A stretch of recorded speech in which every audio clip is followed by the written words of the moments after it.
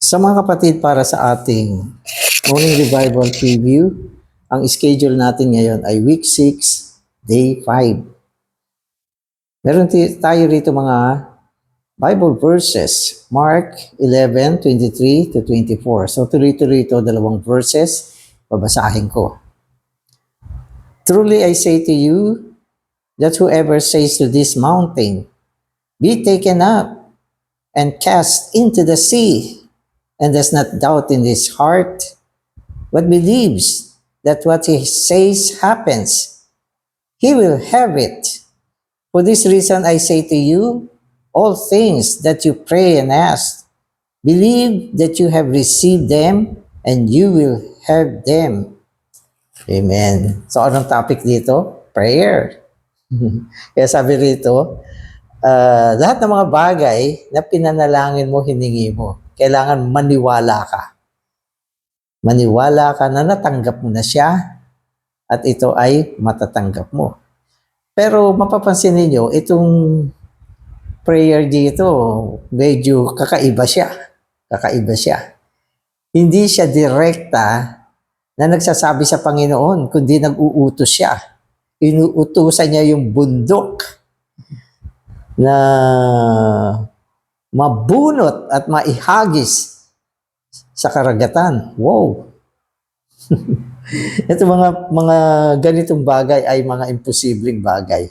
Na ang ibig sabihin nito, sa pamamagitan nitong uri ng prayer na ito, lahat ng bagay pwedeng gawin. Okay, so mga kapatid, pumasok na tayo dito sa topic na ito. Napaka-interesting ng topic natin tungkol sa prayer. Magbabasa na ako. The Bible contains a most lofty and spiritual prayer. But few people pray this prayer and few pay attention to it. It is the prayer of authority. We know that there are prayers of praise, prayers of thanksgiving, supplicating prayers, and begging prayers. A prayer of authority is a commanding prayer. This is the most crucial and most spiritual prayer in the Bible. This kind of prayer is a sign of authority and a declaration of authority. Yon. So, prayer ang pinag-uusapan natin, pero hindi siya ordinaryong prayer. Sabi rito, ito ay prayer of authority. O pwede natin sabihin, prayer with authority. Isang panalangin na merong autoridad. Kaya ang autoridad, isang konsepto ito tungkol sa autoridad. Na ang autoridad, na i-apply din siya sa prayer. Hindi lang ito mga bagay na may kinalaman sa mga tao, kundi ito ay ina-apply din sa prayer. At madalas sinasabi natin na ang autoridad ay malakas at makapangyarihan. Mas malakas pa to kesa sa power, sapagkat ito ay authority. Ngayon sinasabi sa atin na ano ba itong panalangin ng autoridad o may autoridad? Sabi niya, ito ay isang panalangin na nag-uutos. At dito, mapapansin nyo, ang inuutusan niya hindi ang Panginoon, yung bundok. Diretso niya inuutusan yung bundok. Kaya kakaiba to. At itong prayer na ito, sabi niya, ito ang pinakamataas, pinaka-spiritual na prayer sa loob ng Biblia. Sa mga kapatid, today's reading na ako. A prayer with authority has two aspects. One is to bind, and the other is to loose. What is bound on earth will be bound in heaven, and what is loose on earth will be loose in heaven. So ito yung dalawang aspect ng prayer of authority. Binding and loosing. Paggapos at pagkalag. So naggagapos siya, nagkakalag siya. Na kung ano ang tinalian o ginapos sa lupa ay gagapusin din sa sangkalangitan. At kung ano ang kinalagan sa lupa, kakalagan din sa langit. Matthew 18:18 tells us that whatever the earth does, heaven will also do. In verse 19, there is the matter of prayer. Ordinary prayers are prayers that ask God to bind and loose. So yung mga prayer na common o ordinary ay mga prayer na hinihingi sa Panginoon. Direkta mo sinasabi, Panginoon, talian mo ito. Panginoon, kalagan mo ito. No? Pero dito sa panalangin na ito, hindi mo siya sasabihin sa Panginoon. Direkta mo sasabihin na kung ano yung bagay na yon na gusto mong makalag, matali, yun mismo ang uutusan mo. Kaya nga, tinatawag itong prayer with authority. So, ibig sabihin, dito sa prayer na ito, isasagawa mo siya sa loob ng authority. Gagamitin mo ang autoridad ng Diyos para isagawa ang panalangin ng autoridad. At syempre tayo, wala naman tayong autoridad. Sino ba ang makakagawa na bunutin ng isang bundok at ihagis sa dagat? Wala makakagawa yan. Walang tao makakagawa niyan. Ang Diyos kaya niyang gawin yan. Kaya gagamitin mo ang autoridad ng Diyos na tila baga ikaw ang Diyos na nagtuturo, ang nag-uutos. Parang ganon. Ganyan ang pananaw ko rito. Sapagat kung maalala nyo, sinasabi sa atin, ang autoridad ng tao ay autoridad na pinagkatiwala ng Diyos sa tao.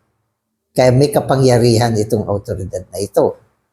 At kung tama ang tiyempo, pwede mo siyang gamitin. At ang Diyos mismo, gagawin niya kung ano yung sinabi mo.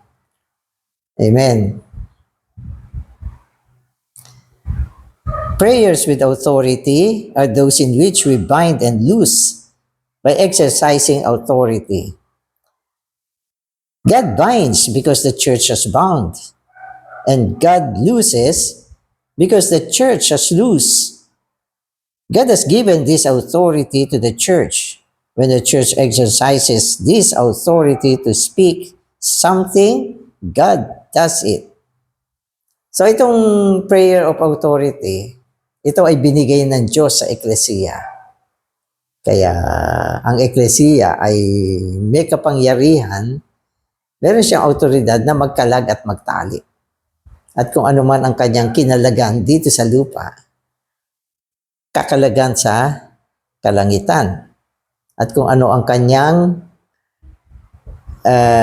tinalian sa lupa, tatalian sa kalangitan. Kaya lang, ang kaibahan dito, dahil ito ay panalangin ng autoridad, ang eklesiya ay magsasalita. Hindi magsasalita sa Panginoon, kundi direkta siyang mag-uutos. Yun ang sinasabi rito. Kaya nasaan ang autoridad? Of course, nasa Diyos. Pero sa panalangin ng autoridad, ang autoridad ay gagamitin ng eklesiya upang diretso siyang magtali at magkalag. Diretso niyang gagawin ito. At ang eklesiya ang pwedeng manalangin ng mga panalangin ng may autoridad. No? Pero, syempre, individually, sapagkat tayo ay bahagi ng eklesiya, pwede rin natin gawin ito sa mga ordinaryong bagay. Mga ordinaryong bagay. Pero ang pinakamataas na panalangin na may autoridad ay isinasagawa ng eklesiya. What is praying with authority? Simply put, it is praying the prayer of Mark 11. Verse 24 begins with the words, "For this reason." For this reason means that this sentence is a continuation of what has gone before. Verse 24 mentions prayer. This proves that verse 23 must also concern prayer. The strange thing is that verse 23 does not sound like an ordinary prayer. The Lord did not tell us to pray, God, please move the mountain and cast it into the sea. What does it say? It says, whoever says to this mountain, be taken up and cast into the sea. So, kakaiba nga yung prayer. kakaiba siya. Dito, hindi tayo tinuruan na kausapin ng Diyos o hilingin sa Diyos na God o Diyos, alisin mo itong bundok at ihagis mo sa dagat. Kundi tinuro ng Panginoon dito, kausapin mo yung bundok, hindi ang Diyos. Kausapin mo yung bundok na siya ay maihagis sa karagatan. Kaya yun ang malaking pagkakaiba sa ordinaryong prayer at prayer with authority. Sa ordinaryong prayer, kinakausap natin ang Panginoon. Panginoon, gawin mo to. Panginoon, ibigay mo ito. Panginoon, tapusin mo to. So, lahat ina-address natin sa Panginoon. Yan yung mga ordinaryong prayer natin. Pero ito, hindi.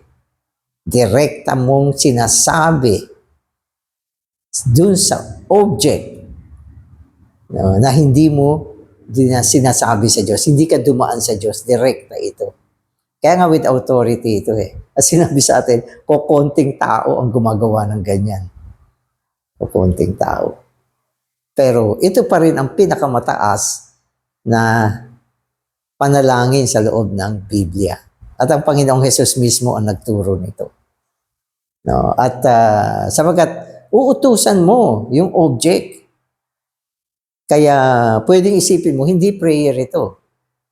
No? Pero ang Panginoon, binanggit niya na ito ay prayer. Sapagkat inisip ng Panginoon, baka hindi mo gawin ito. Baka iniisip mo, hindi prayer ito. Prayer ito. Pag sinabi natin prayer, sino gumagawa ng prayer? Sino ba ang nananalangin? Tayo. Kaya prayer ito. Pwede mo itong gawin.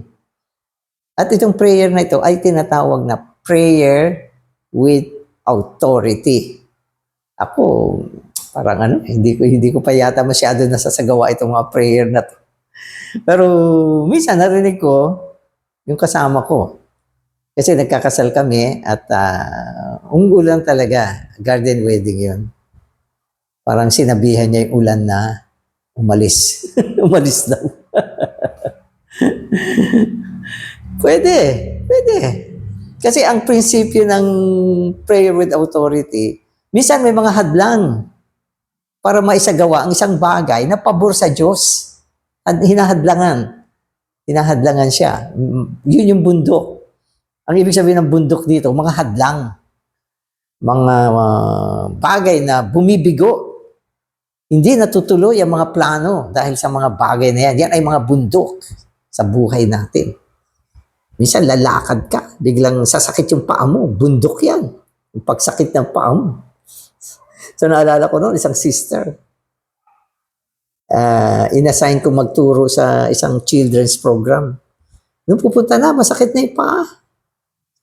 Hindi na makalakad. Pero pumunta pa din. Binuhat siya ng asawa niya. Pero nung nandun na siya, at nanalangin siya. Sabi niya, nanalangin siya, nawala na yung sakit. So, ibig sabihin, hindi naman totoo yung sakit minsan eh.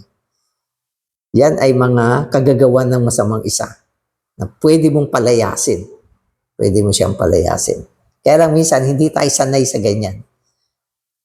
Pero salamat sa Panginoon, may pagtuturo sa atin upang lumawak ang ating kaalaman, matutuhan natin yung mga bagay na hindi natin alam, at maisagawa natin siya sa panahon ng pangangailangan. Yun ang maganda dito. We think that when we pray to God, we have to say, God, please move this mountain and cast it into the sea. But the Lord said something else. He told us to turn to the mountain and to speak to the mountain. The speaking is not toward God, but directly toward the mountain, telling it to be cast into the sea. So ang linaw nito, yung speaking, hindi sa Diyos. Hindi mo sasabihin ng Diyos na, Alisin mo itong bundok. O hindi ako makalakad. Pupunta ako sa gospel. Alisin mo ito, Panginoon. Hindi. Uutusan mo yung bundok na umalis. Ibig sabihin, direkta mo siyang paaalisin. Yun ang sinasabi sa atin dito. No? At mangyayari siya. Kaya ito yung prayer of authority. Diretso siyang sinasabi. Inuutusan yung mga bagay na kailangan paalisin. Ibig sabihin ng paalisin ay kalagan. At may mga bagay naman na kailangan manatili. Yan naman ay gapusin. Huwag mong pabayang mawala ito, Panginoon. Panatiliin mo to.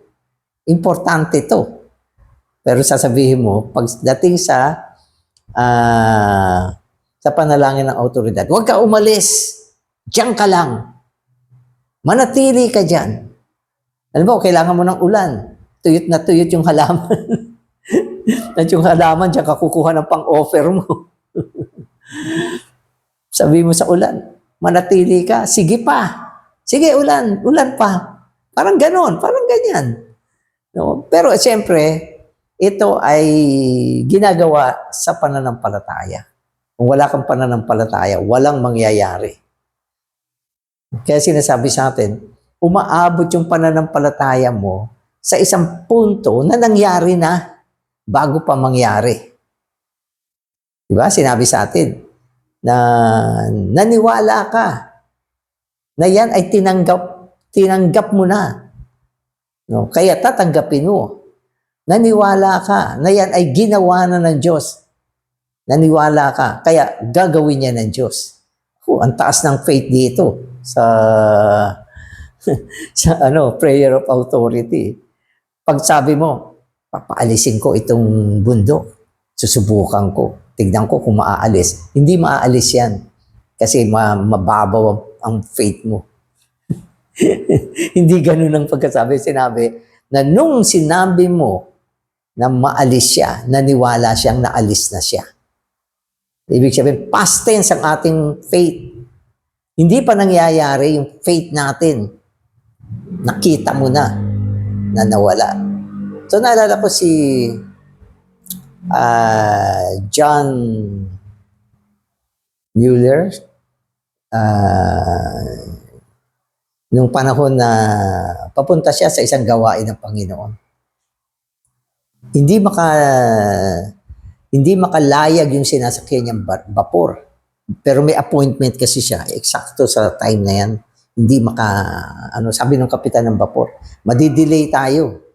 Sabi niya gano'n. Kasi nagkaroon ng isang kapal na ulap na humarang doon sa dagat. So, nung madinig ni Brother John ito, I think John ang pangalan. Kasi ako makakalimutin sa pangalan. Sabi niya doon sa kapitan, hindi pwede na hindi ako makarating doon sa oras. Alika, inaya niya yung kapitan. At lumuhod sila. At ang prayer niya, inutusan niya yung makapal na ulap na yan na umalis. At pagkatapos nilang mag-pray, sabi niya doon sa kapitan, tara na. Hindi pa umaalis yung ulap, pero sabi niya, tara na. Go na tayo. Ibig sabihin, yung faith niya umabot sa punto na umalis na yung ulap. Ganun. Hindi niya sinabing, tingnan natin kung aalis o baka umalis. Hindi. Sabi niya, tara na. At umalis na yung ulap. Kitang-kita ng kapitan, nagmanghang-mangha siya, yung ulap umalis. So marami mga ganyan. Diba? Nung inutusan ni Moses, yung dagat na mahati, hindi niya sinabi sa Diyos, kundi diretso niyang inutusan yung dagat. At bumuka, nahati. So, marami mga example na ganyan. So, basahin natin. Amen.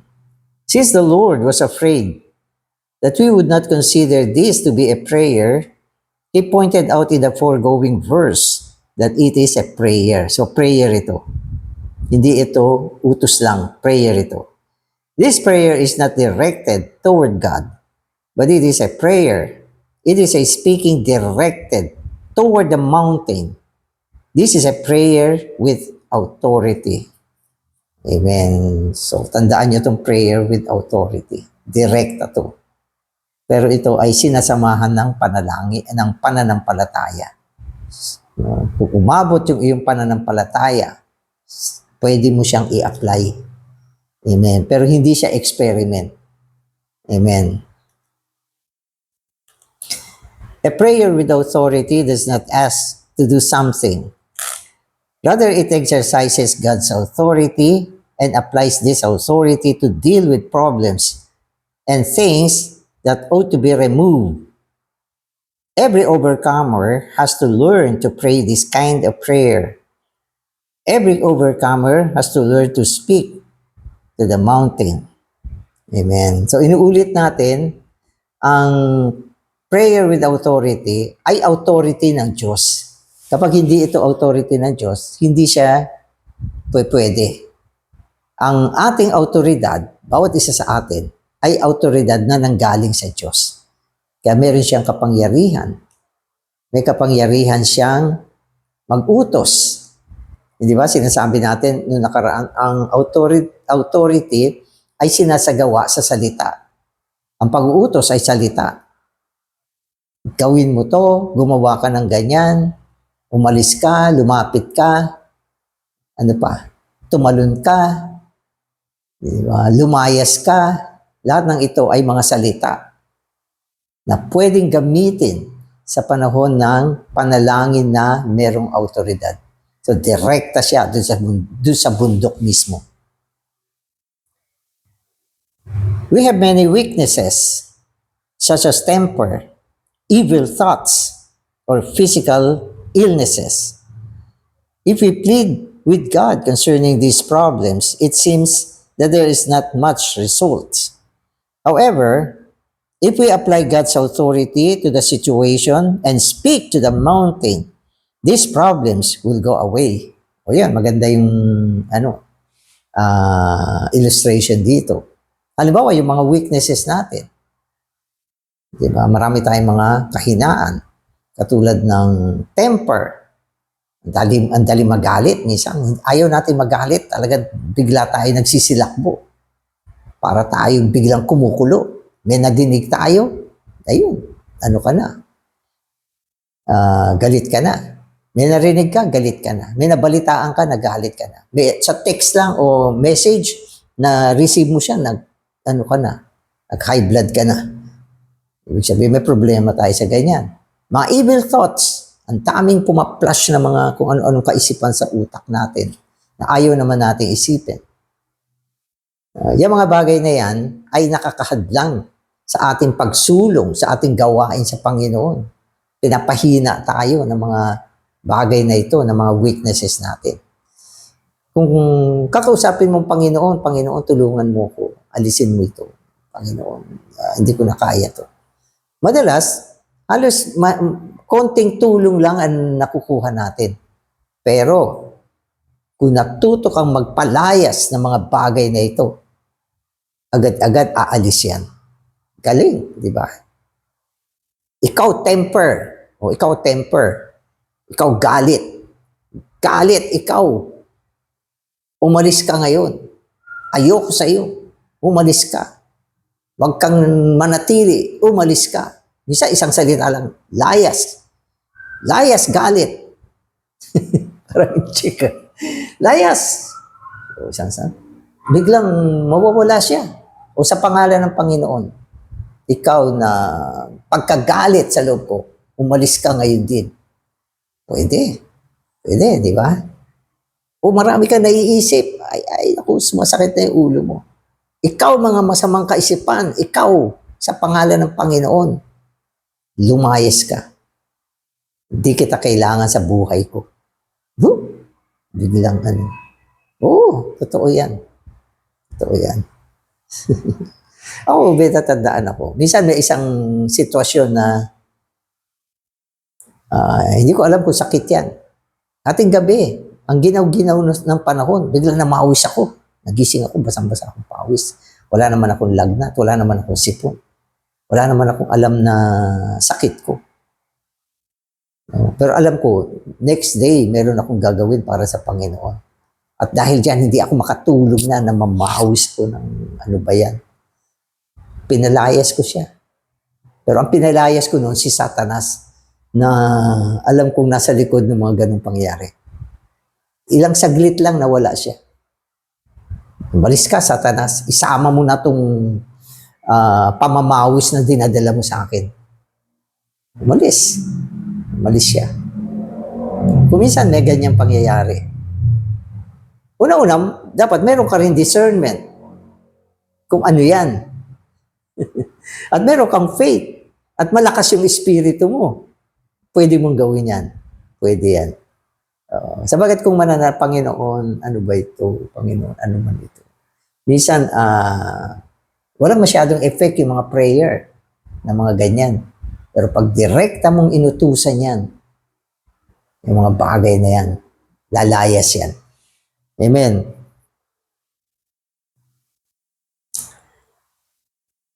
Seldom do we pray by applying God's authority to the problems or by saying, I command you in the name of my Lord to go away, or I cannot tolerate this thing to remain with me anymore. Totoo naman, bihira natin ginagawa ito, itong mga ganitong klase ng panalangin, hindi natin natutuhan ito. Madalas lahat ng prayer natin, ina-address natin sa Panginoon. Hindi naman masama yan. Pero ang sinasabi sa atin, may mga pagkakataon na mas effective ang prayer with authority. Amen. A prayer with authority is one in which we tell the things that are frustrating us to go away. We can say to our temper, go away. We can say to sickness, go away. I will rise up by the resurrection life of the Lord. Oh, hindi, ito. Hindi go away. I will rise up. Aakyat ako sa sangkalangitan. Kasama ang pagkabuhay na muli ng Panginoon. Ito, authority to. Hindi mo sinabing, Panginoon, iakyat mo ko sa sangkalangitan. Nais kong takasan ang lupa. Hindi. Nag-declare siya, aakyat ako. Aakyat ako. Ibig sabihin, kinalaga mo yung sarili mo mula sa mga makalupang bagay. Tungo sa sangkalangitan. Kaya kung ito ay pag-aaralan mo, napakaganda ng panalangin na ito. So, pwede natin siyang matutuhan. A prayer with authority is not asking God directly. So, inuulit sa atin, it's not asking God directly. Rather, it is dealing with the problems by directly applying God's authority.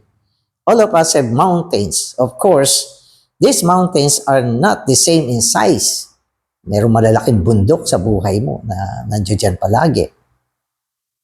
But whatever is blocking us from going on in the spiritual pathway, we can command to go away. This is to pray with authority. Amen. So, maganda siya. Maganda siya. Kaya, pwede natin siyang i-apply. Prayer with authority, kung saan inuutusan mo ang mga blockage, mga bara. Gusto mong sumulong, may bara. Utusan mong umalis yan. Hindi ka makagising, sobrang antok. Minsan, utusan mong umalis si antok. Katamaran, utusan mong umalis ang katamaran. Di ba? Wala kang, appetite sa mga spiritual na bagay. Utusan mo yung nagsasanhi ng mawalan ka ng gana na umalis upang bumalik ang gana mo. Kaya mga kapatid, ito yung prayer with authority. So huwag natin kakalimutan na tayong mga tao ay binigyan ng Diyos ng authority. Lahat tayo, pagdating sa ganitong bagay, lahat tayo merong authority. Na pwede natin siyang gamitin at i-convert siya bilang prayer with authority. Amen. Amen.